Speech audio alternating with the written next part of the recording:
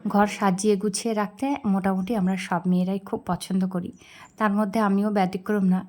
তো আমারও খুব ইচ্ছে করে সাজিয়ে গুছিয়ে ঘরটাকে রাখি। কিন্তু ছোট বাচ্চা থাকলে যেরকম হয় আর কি, তার মধ্যে থেকে একটু করার চেষ্টা করি। তো এই টিভি ইউনিটের সামনে আমার একটা রানার আছে। তো রানারটা কেচে দিয়েছিলাম। তো এখন শুকিয়ে গেছে বলে জায়গাটা একটু পরিষ্কার করে নিলাম। এত ধুলো পড়ে না, রানারটা থাকলে ধুলোটা বোঝা যায় না। রেগুলার অত মোছামুছির দরকার পড়ে না, আর দেখতেও সুন্দর লাগে। রানারটার কালার কম্বিনেশনটা খুব সুন্দর, ফ্লিপকার্ট থেকে নিয়েছিলাম। তো আমার খুব ভালো লেগেছে এবং কোয়ালিটিটাও ভীষণ ভালো। সিল্কের, কটনের না কিন্তু, তবুও একদম সরে যায় না আর খুব ভালো, মানে এক জায়গাতেই থাকে।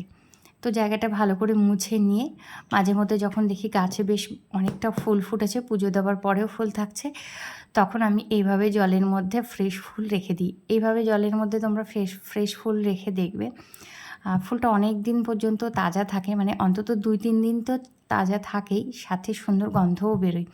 এই যে টগরটা দেখছো, এটা না মানে ঠিক সাধারণত যে টগরগুলো আমরা দেখে থাকি সেরকম না, খুব সুন্দর গন্ধ বেরোয়।